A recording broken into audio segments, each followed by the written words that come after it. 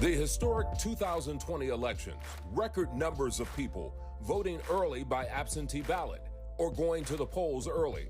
As soon as they said you could vote by mail, I thought, no, I've been all these years going to the polls, I'm going to stick to it. I don't trust any other voting issues as far as the online voting or ballot mail. So I decided to come out and vote. A contentious political season coming to a close, a divided country going to the polls. The identity politics, the fact that if you believe in voting in someone, that you're evil, is really sad. We used to be able to talk, and we can't do that anymore. Let's talk about the twists, turns, and turmoil of the elections, counting down the final days of Commitment 2020. From WLWT, this is Let's Talk Cincy, presented by Western and Southern Financial Group. Put our financial strength behind you. No matter which side of the political aisle you're on, this has been an election season like none other. Hello, everyone. I'm Curtis Fuller, and welcome to Let's Talk Cincy. You know, our first president, George Washington, was sworn in to office on April 30th, 1789. He was unanimously elected president. Let's fast forward now, 231 years later. And with a pandemic as a backdrop, the political climate can be described as stormy at best. Whether you are voting early or going to the polls on November 3rd, your vote will determine if the country stays the course with President Trump or goes in a different direction with Joe Biden. Both candidates have focused a considerable amount of time and energy on Ohio, which of course is considered an important battleground state in this race for the White House. Unprecedented. That is the only way to describe what we are witnessing this presidential election. More than 70 million people have already voted nationwide. That is more than half of all the people who voted back in 2016. The huge numbers in our area actually mirror what we are seeing all across the country. Today, I want to focus on the final hours now and what you need to know to make sure your vote is counted and your voice is heard at the ballot box.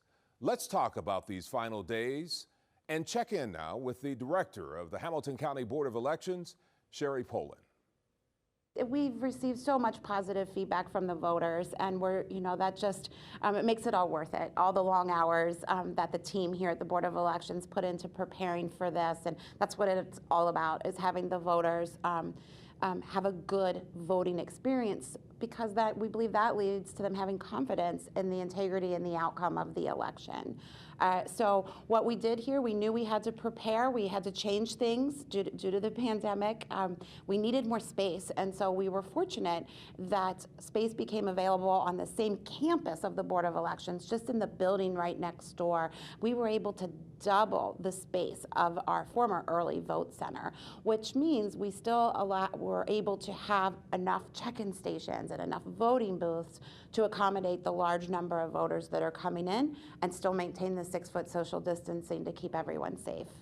Voters who have requested a vote by mail ballot, we're asking them, if you haven't returned it yet, please return it as soon as possible. You can do that by driving to the Board of Elections and using our 24-hour secure drop box, or by coming to the Board of Elections and having our ballot collectors collect the ballot from you during peak voting times.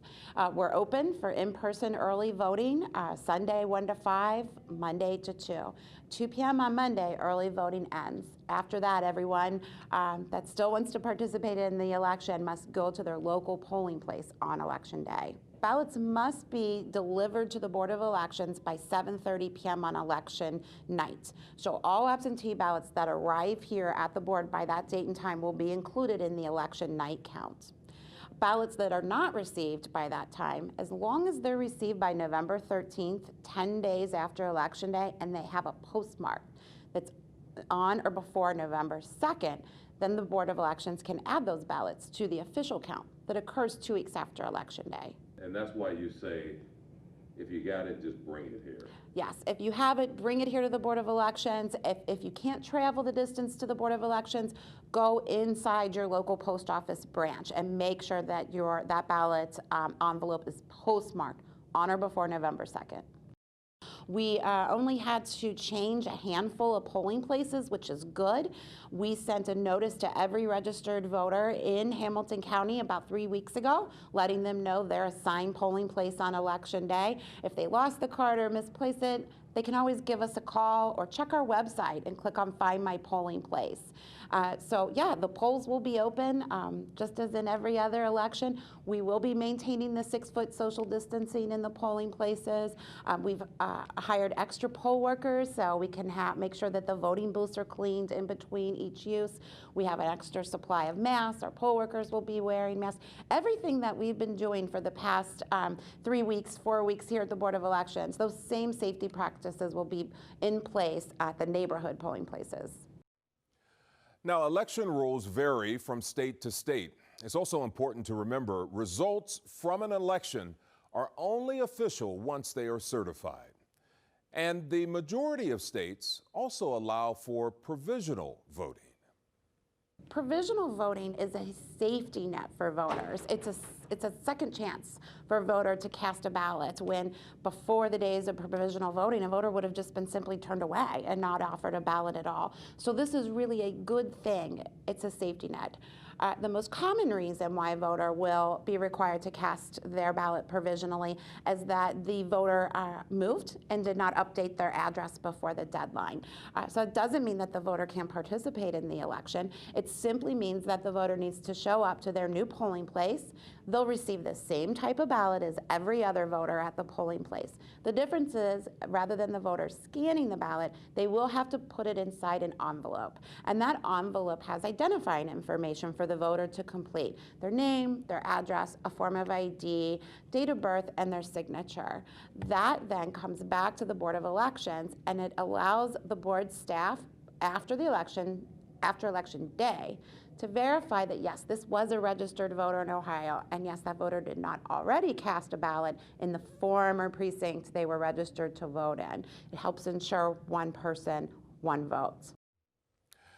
Again, Hamilton County is seeing record numbers this year, like many counties in greater Cincinnati. And by the way, Hamilton County has more than 600,000 registered voters. Well, up next, the drive to get voters to the polls, the free way to get to the ballot box when Let's Talk Cincy returns.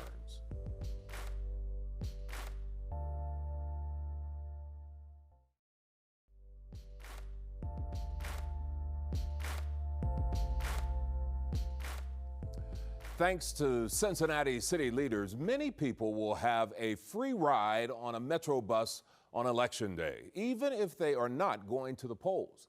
You see, it speaks to a larger conversation of making polling locations accessible, connecting people by bus without the worry of how they'll pay. WLWT News 5's Colin Mayfield explains why this collaborative step will impact a massive amount of Cincinnatians on Election Day.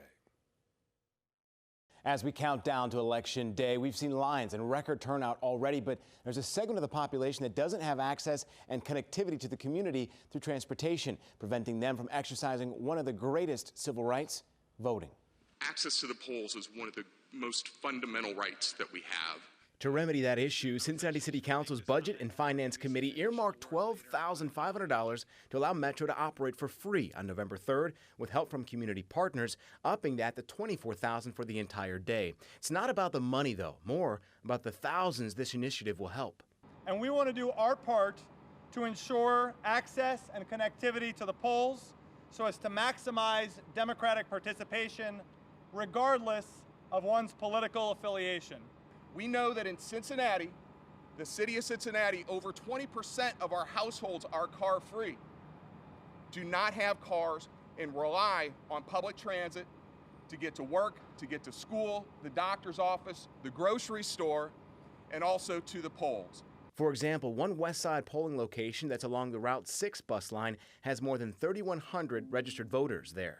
And it's very easy to see that we cannot have an equitable and just community on both sides of the river until every single person has equitable access and transportation to getting to polls. Although the city worked with groups like the Davoo Good Foundation, SORTA, and the Urban League, and among others to solidify funding for November 3rd, the Better Bus Coalition and their leader Cam Hardy gave the insight needed to get the idea off the ground. This idea came from bus riders. We think that it's very important to provide access to the ballot box for people who ride the bus and for people who look like me. Cam says he's a full-time rider like many of the people he knows, taking the bus to the doctor, the store, and now he says he won't have to worry about Election Day. This idea came from bus riders. We think that it's very important to provide access to the ballot box for people who ride the bus and for people who look like me. I am a full-time bus rider. He added that just that morning, a mother of 3 made a plan to vote, and because of the fare-free ride, she can bring her children along. It's the choices that Hardy, this collaborative, and thousands across Cincinnati have needed access and connectivity. Now that we have transportation under control, it's up to you all to make a plan. We encourage you all to get out there to vote, whether you early vote or vote on Election Day. You now have many options to do that. Now, if you don't want to wait until Election Day with just a couple of days to go, you can vote now and get transportation through Metro. Just text RIDE 2020 to 797979. Happy voting. I'm Colin Mayfield reporting for Let's Talk Cincy.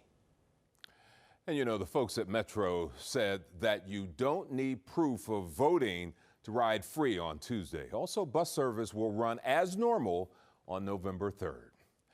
Up next, it is the fabric that holds our democracy together. Why voting is so significant when Let's Talk Cincy returns.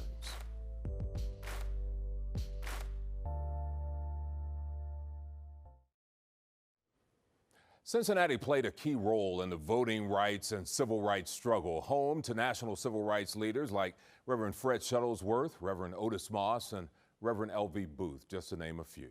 I talked to Reverend Booth's son, who is a champion of civil rights, now leading the city's Human Relations Commission. That's Paul Booth Sr. Well, I think he would speak out against the disenfranchisement of voters, all of the shenanigans that are going on, because of course he grew up in Mississippi, grew up at a time when he couldn't vote, and probably his father and others could not vote as well. And so voting would be something that he would take very, very seriously. And he always, within our family, indicated to us that voting was important. And not only was it a right, at least by the time I came along, but it was our responsibility. So he'd be speaking out against voter disenfranchisement and pushing folks to get out and vote. Well, I can recall meeting Dr. King in 1964 when he came to Cincinnati to preach at Zion Baptist Church for the 122nd church anniversary. I knew who Dr. King was. I'd heard about him through my father, but yet I didn't understand the magnitude of the man. He did come to our home late that evening. I think Andrew Young was with him.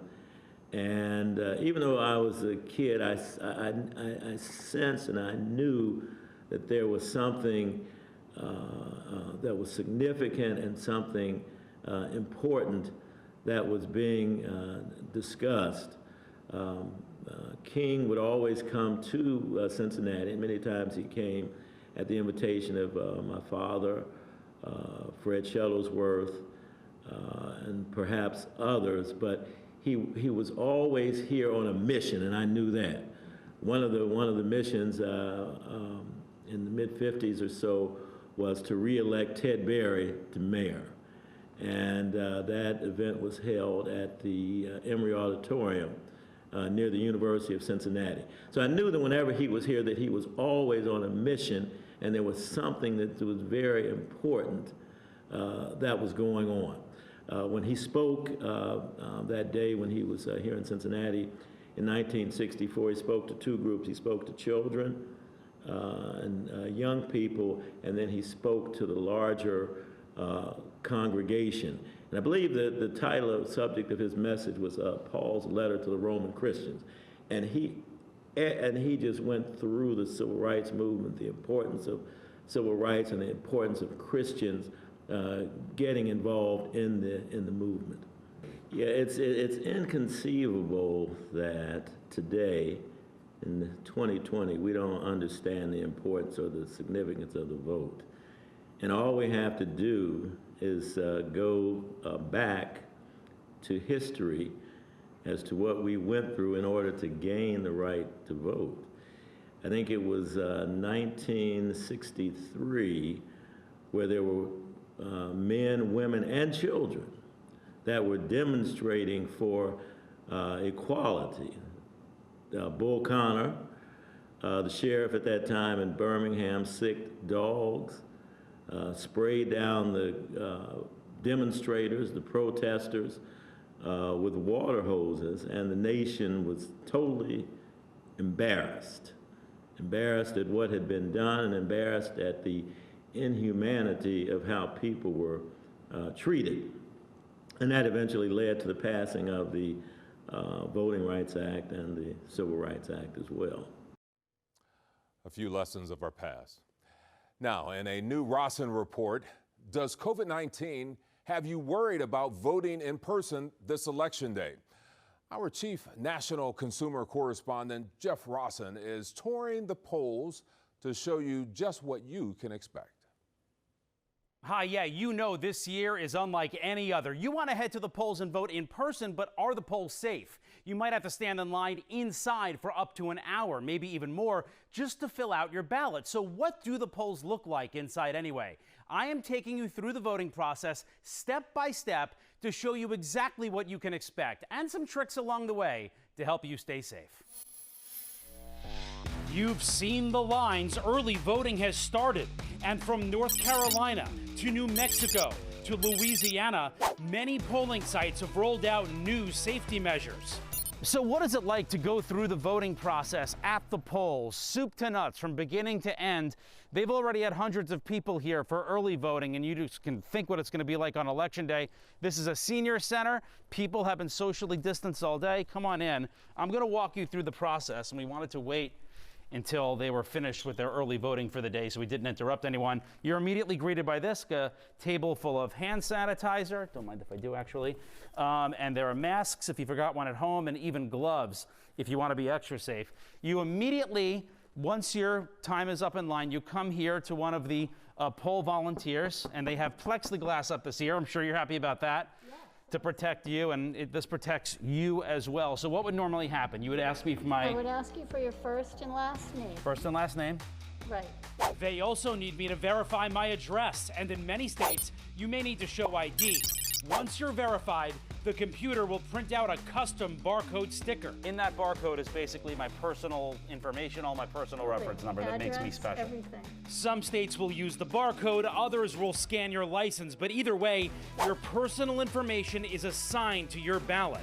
Once you've filled this out, you're going to slip it into this envelope and sign your name at the top line. You guys are awesome because these are all sanitized, right? Absolutely. They are yes. sanitizing every pen. So I'm going to come choose this one over here. Hey guys, how are you? Thank you for helping. And if you look, all the voting machines are pretty spaced out, right? They're all 6 feet apart. So I have my pen, my ballot, and this is what you do. By the way, here's a tip. You can bring your own pen from home as long as it's black ink. It does the job. And if your location uses touchscreen voting machines, bring your own stylus or rubber gloves. It's allowed. Whatever makes you feel safe. You'd put it in like this and walk over here. Let me grab the pen. And you want us to return the used pens, right? And interesting this year, you don't want us licking. No, I do not. You don't want this. So they have glue. They have glue here to close this up. Has this glue been sanitized? Yes, it has. Can I verify that your signature is there? You voted my signature is there, and I drop it in. Drop it in the booth. And that's it. That's all. And of course, who wants to stand in the long lines near other people for long periods of time? Instead, vote during off-peak times from 8 to 11:30 a.m. and from 1:30 p.m. to 4:30 p.m. If your state does allow early voting, take advantage so you're not with the crowds on Election Day. Do you think voting is safe this year? Absolutely. It's basically kind of contactless. It is. I mean, there's nothing that you're touching it or that we're touching at all, and you're doing it all yourself, and we make everything available for you to make it safe. If you do plan on voting early, I'm hearing from a lot of you saying, well, hold on a minute, are they going to count my early vote, my early ballot into election night results? When do early votes get processed and counted? It really goes state by state, and we have a full state-by-state breakdown when your state will be counting early ballots, when you'll see it reflected in the total tally. It's on my website right now, rawsonreports.com. Back to you. And the latest election news just a mouse click away when Let's Talk Cincy continues.